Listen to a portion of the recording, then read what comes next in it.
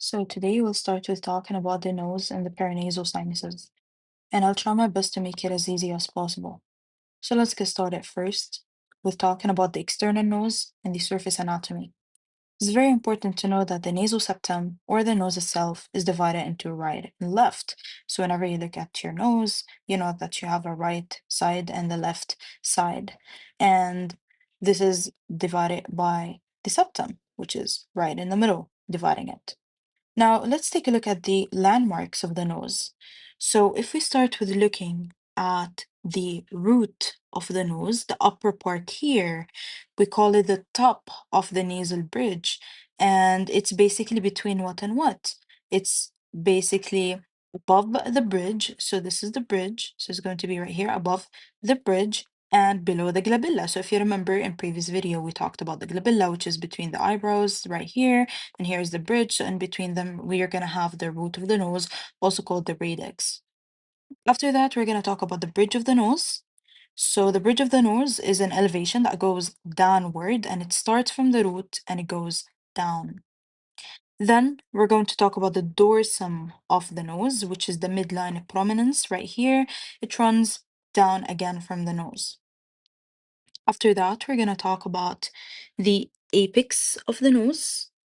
So the apex of the nose is basically right here, the tip of the nose. Then we have the ala nasi, or the nasal wings, these areas here and here, right and left.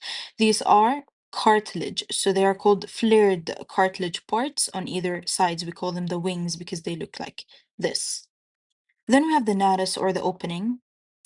So they are the nostril opening, and they're bound laterally by the ala. So this is the nares and this is the ala lateral to it.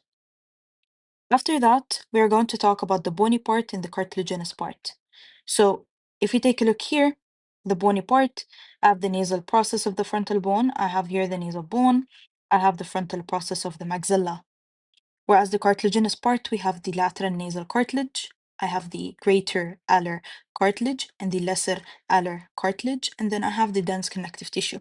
So I have a bony part and I have a cartilaginous part. So, talking about the bony part is formed mostly by the nasal bones anteriorly, and the nasal process of the frontal bone, as we've seen in the picture, and the frontal process of the maxilla. For the cartilaginous part, as we've seen in the picture, we saw the lateral nasal cartilage, the larger flared part, and the alar cartilage, which has a greater and lesser, and they're connected by the connective tissue, which is this one that connects them. After that, I want to talk about how we know the pop star Michael Jackson. He had his nose become disfigured because of the connective tissue that's holding the cartilage, the connective tissue that we talked about here. It actually failed after a repetition of surgery. So that's why he have a disfigured nose. Moving on, we're talking about the herpes zoster ophthalmicus. So whenever we talk about shingles, if you remember, it's the varicella zoster virus. So it's the latent varicella zoster virus that is hiding in the sensory ganglia of cranial nerve 5, or the trigeminal nerve. Now, if this one becomes reactivated again, here where the issues will happen. So whenever we talk about the ophthalmic nerve, let's talk about the ophthalmic nerve, which is V1. Okay, so the trigeminal is V, or 5, and V1, the first division, is the ophthalmic nerve. So the ophthalmic nerve will break down into what? It will break down into lacrimal nerve, frontal nerve, and nasociliary nerve. So the nasociliary nerve is the one that we see here in the picture. Now, the nasociliary nerve, it will run medially to the root of the nose, and we've seen where's the root of the nose, so it will run medially to it. And then it will give me three branches. It will give me the posterior ethmoidal nerve, the anterior ethmoidal nerve, and the infratrochlear nerve. Now, it's very important to know the anterior ethmoidal nerve is the one that's sensory to the dorsum and the tip of the nose. The dorsum and the tip of the nose. So this is the dorsum and this is the tip of the nose. Now, why are we mentioning this? We have something called the Hutchinson sign, as we can see here in this picture. Now, if shingles became and it involved the tip of the nose, let's say, for example, the eye is most likely to also be affected. Why is that? Because as we see here, the anterior ethmoidal and the infratrochlear, they're both shared innervation between the nose and the eyes. and this could indicate a risk for ulcerative keratitis or blindness for the eyes. Moving on with talking about the nasal cavity regions. Now, it's very important to know that the nasal cavity is separated from the oral cavity by this palette that we see here in this picture, and it extends from the anterior nostril, the pyriform aperture, until the posterior cornea. In the posterior cornea, we're going to talk about the cornea. We're going to talk more in depth about it later on. Now, it's very important to know that there's three histological regions. I have the nasal vestibule, I have the respiratory region, and the olfactory region. So the nasal vestibule is the one that's right here in this area, as you can see in the picture.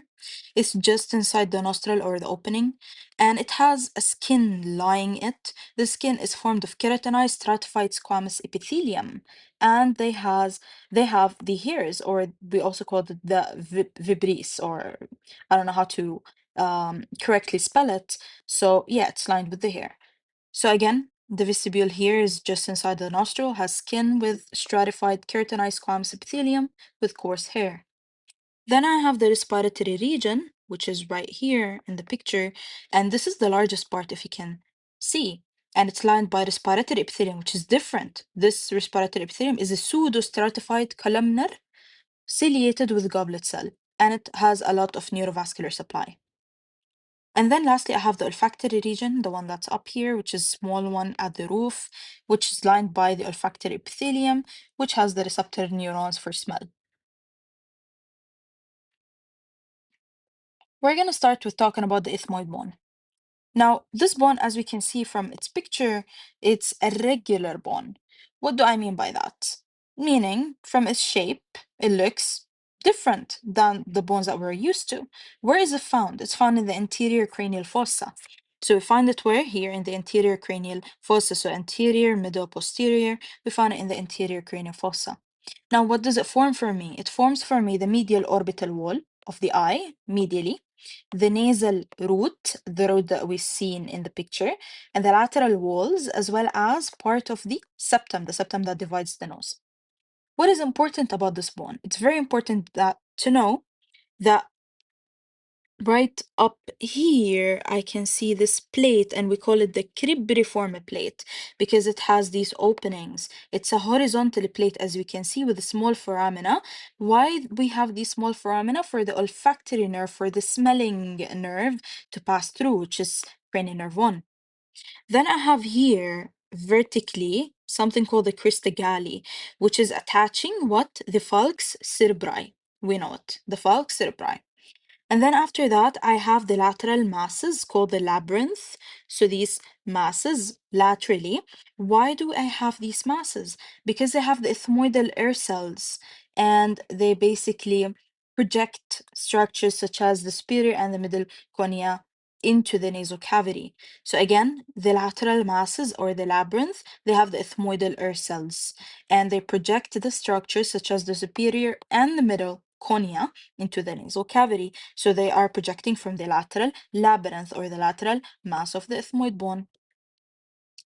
It's very important to know that we talked about the superior and the middle cornea, whereas the inferior cornea is separate, so it's not related. It doesn't project through the lateral mass or the lateral labyrinth. It's very important to know that it's a separate bone. Lastly, I have here, so we have vertically from above the Kishtagali. From below, I have something called the perpendicular plate, which forms the upper half of the nasal septum. So think of it as in like this is from up and this is from below. So the perpendicular plate forms the upper half of the nasal septum. Okay. So this is how it would look like. I can see the cristagalli, this one, the cristagalli here. I can see the cribriform plate, the ethmoidal labyrinth laterally, and here is the middle concha, and this is the perpendicular plate. Moving on, let's talk about the nasal cavity boundaries and the ethmoidal fracture. Now, it's very important to know that if we're looking at the roof, it will slope anteriorly, okay?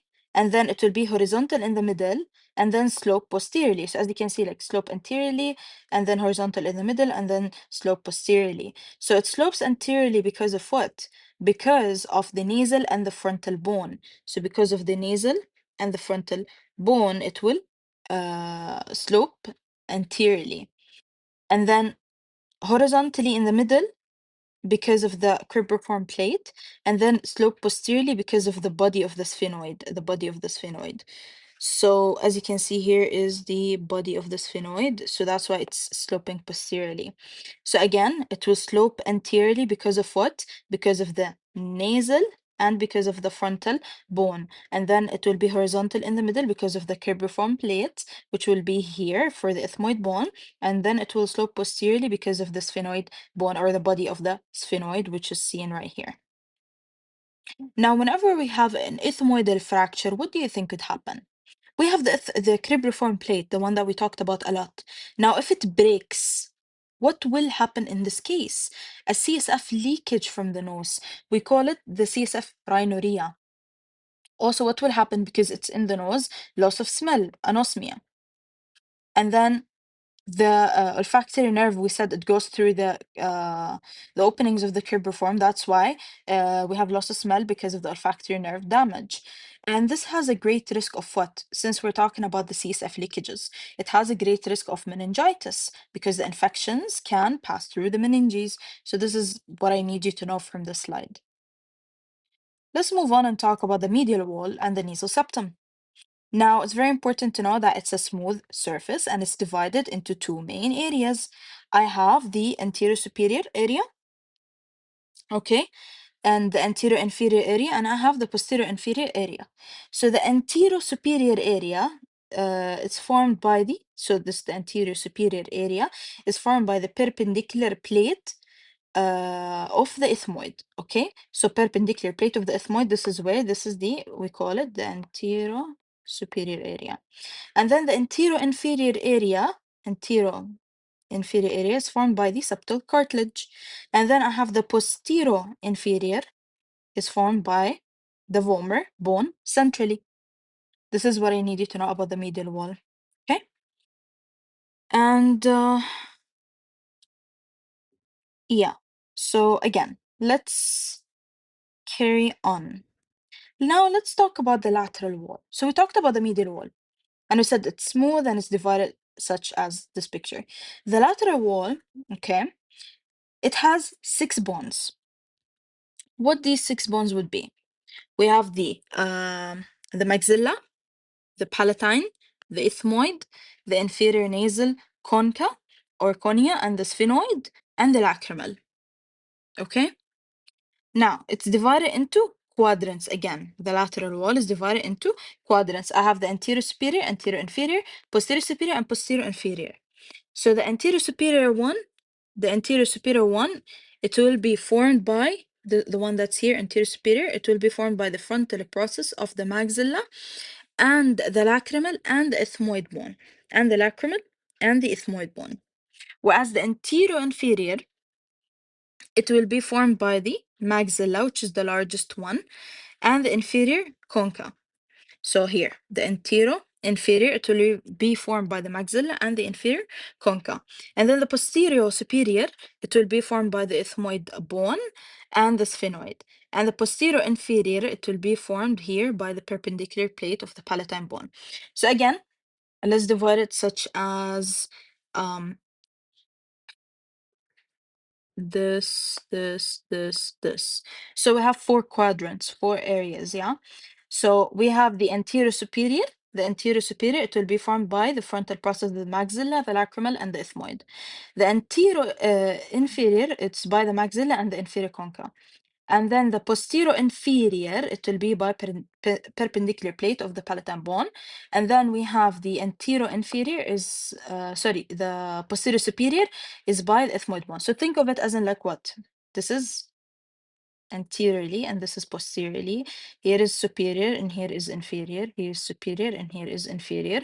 So by that, you will get to know how to divide them into quadrants.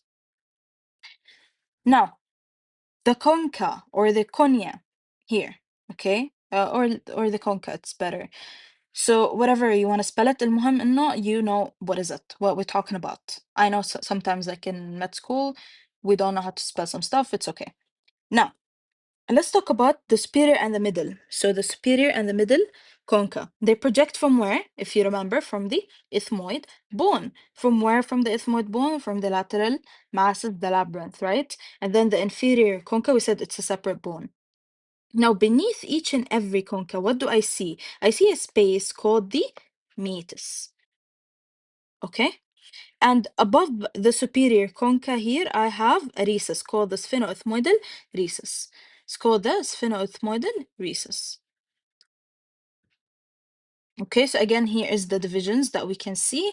And here's the concha, and under each and every one, we have the meatus, the space of it. Okay, yes. Now let's talk about the lateral wall drainage and the crying correlate. What do I mean by the crying correlate? This is actually interesting. Why, when we cry, our nose start to run? How is it related? Basically, we need to know that the lacrimal gland is going to produce the tears for us, and it will drain into the lacrimal sac. That's one. Then it will go to the nasolacrimal duct. And after that, it will go to the inferior meatus of the nose. So the inferior opening, the space below the concha. So it will go to the inferior meatus of the nose. This is why we call it the John crying correlate, or why explaining why our nose runs when we cry. Now let's talk about the sinus drainage. Now, whenever we talk about the frontal and the anterior ethmoidal sinus, okay? So I have frontal, anterior, and the middle ethmoidal sinus, or maxillary sinus, and posterior ethmoidal sinus. For the sake of the exam, very important to know that each and every sinuses, where will they drain? So starting off with the frontal and the anterior, they will drain where? They will drain into the infundibulum, which open into the hiatus semilunaris of the middle meatus. So let's take a look at it. So again, they will drain into infundibulum, okay, which will open into the hiatus semilunaris of the middle meatus here. So it will open here into the hiatus semilunaris of the middle meatus. It's very important. Again, the anterior and the where is it? The anterior ethmoidal sinus and the frontal, they will drain where again? So this is the frontal and this is the anterior ethmoidal sinus. They will drain into the infundibulum, which will open into the hiatus semilunaris of the middle meatus. That's one. What about the middle ethmoidal sinus? The middle ethmoidal sinus, it will drain from its name into the middle meatus, but near where? Near the ethmoidal bulla, which is a bulge that's created by the sinus itself. So into the what? Ethmoidal bulla. Okay, now this picture is not quite showing it that much, honestly, but I'll try to find.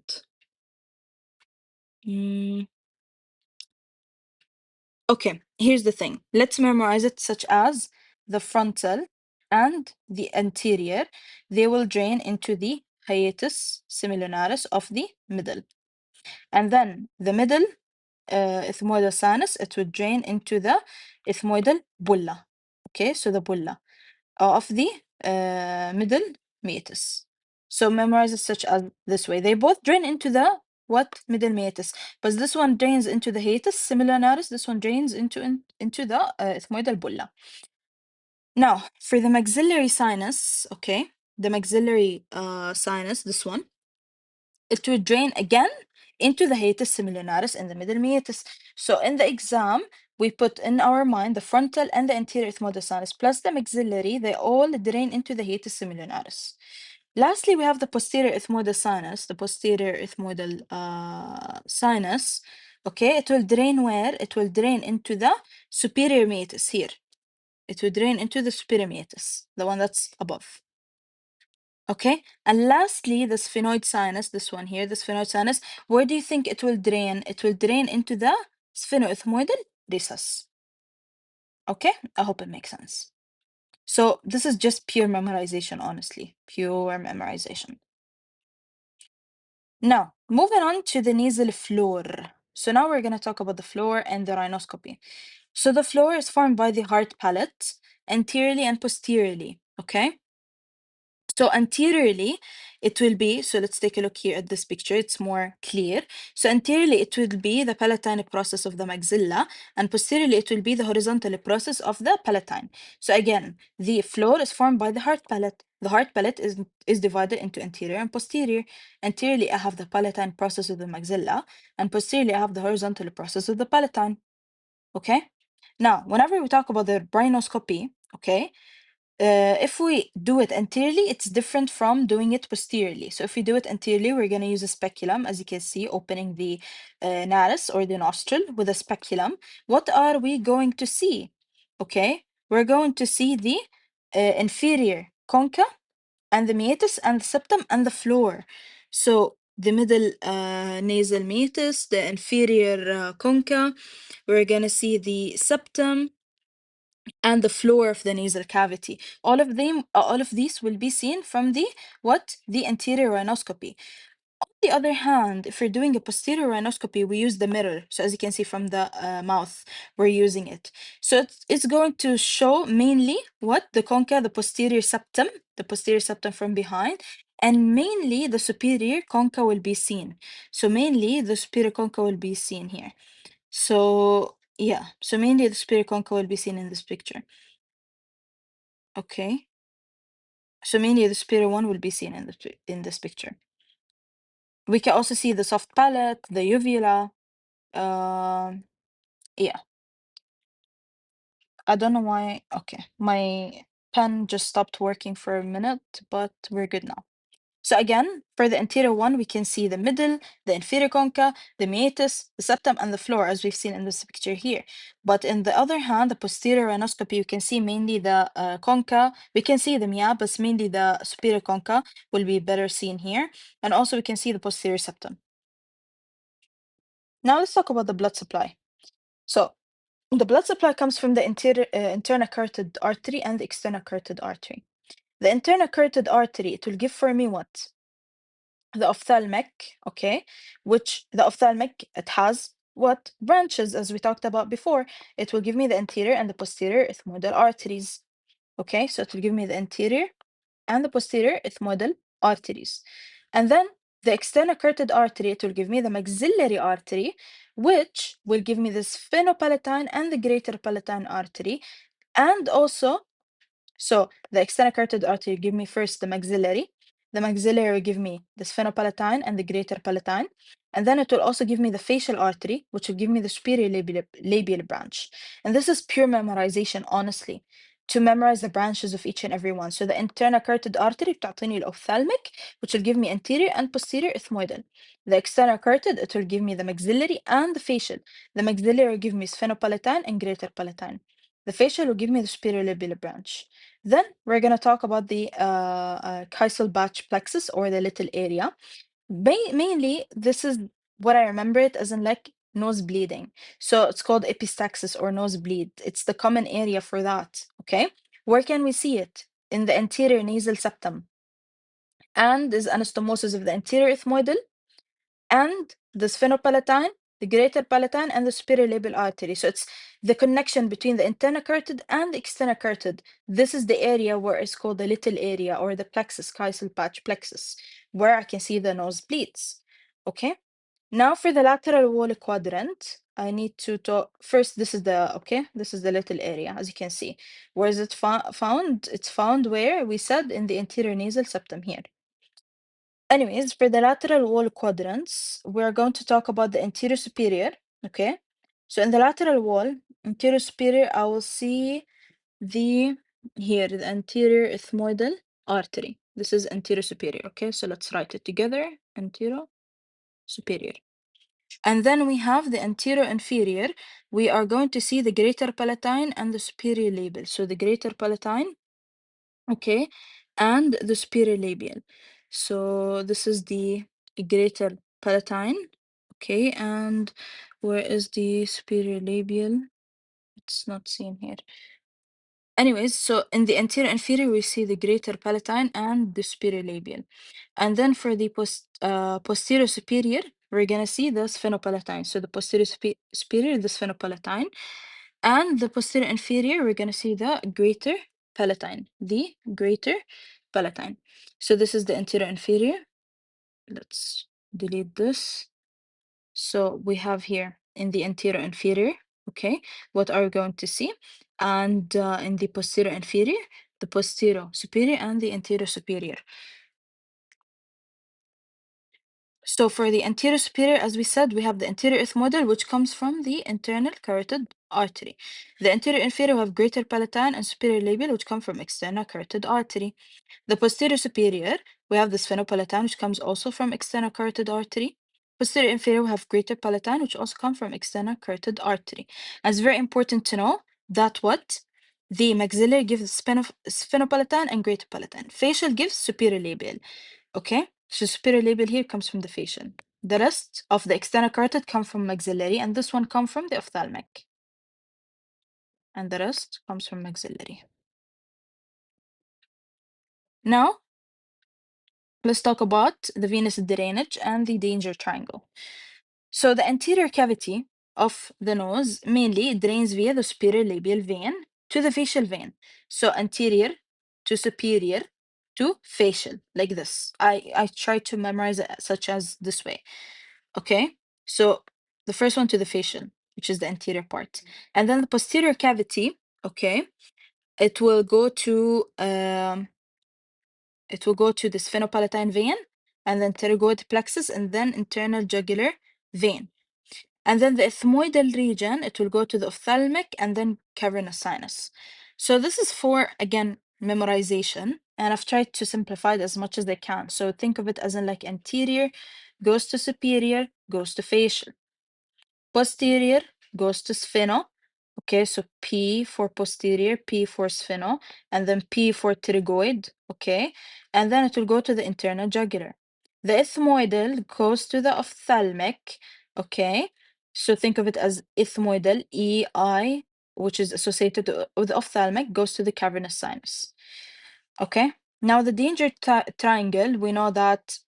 Why is it important? We talked about it before, I believe. That like in a previous video, that the venous drainage here is mainly valveless, meaning it's retrograde, meaning infections can happen in this area.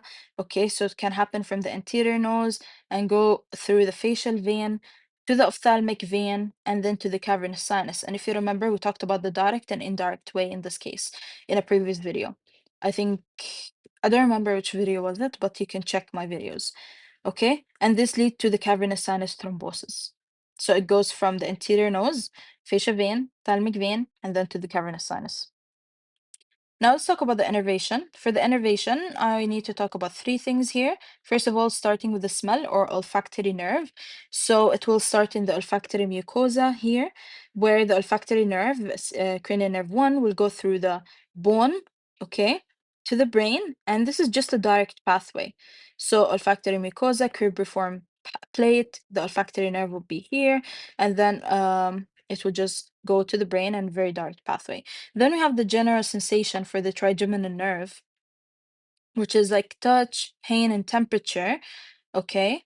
It's divided into two, the ophthalmic and the maxillary. So the ophthalmic, which is V1, it's associated with the anterior ethmoidal nerve, which supplies the front part of the nose. Okay.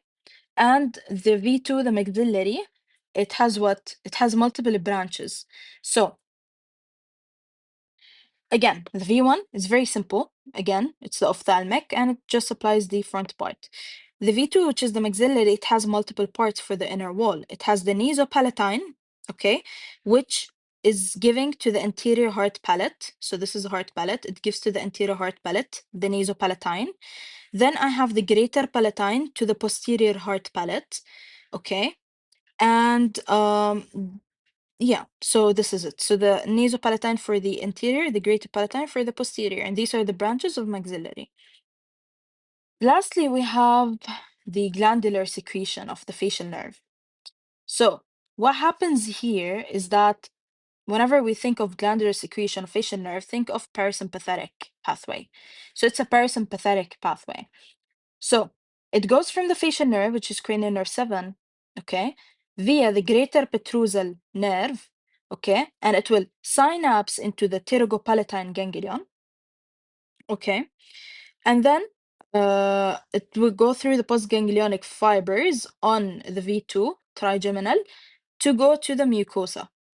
Okay, so again, from the facial nerve, greater petrosal, synapse pterygopalatine, and then it will go through what? It will go through the postganglionic fibers going on V2 from the trigeminal, and then it will eventually end up in the target mucus glands. So this is why we have the glandular secretion by the facial nerve.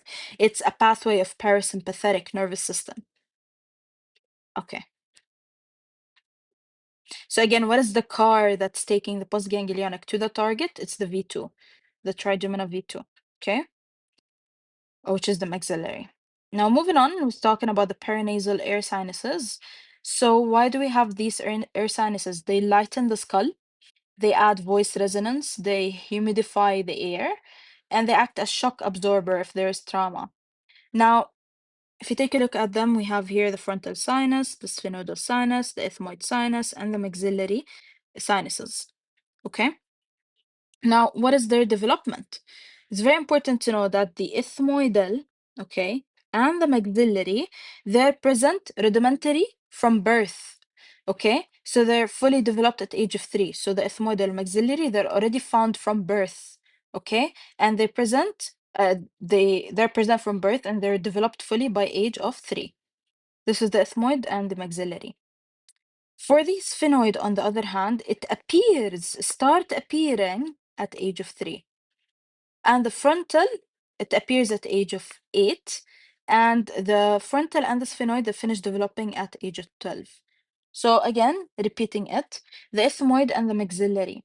So the ethmoid and the maxillary, they're found since birth and they're fully developed by age of 3. Whereas the sphenoid, it's found at age of 3 and finishes development at age of 12. The frontal is found at age of 8 and finish development at age of 12. Okay? Okay.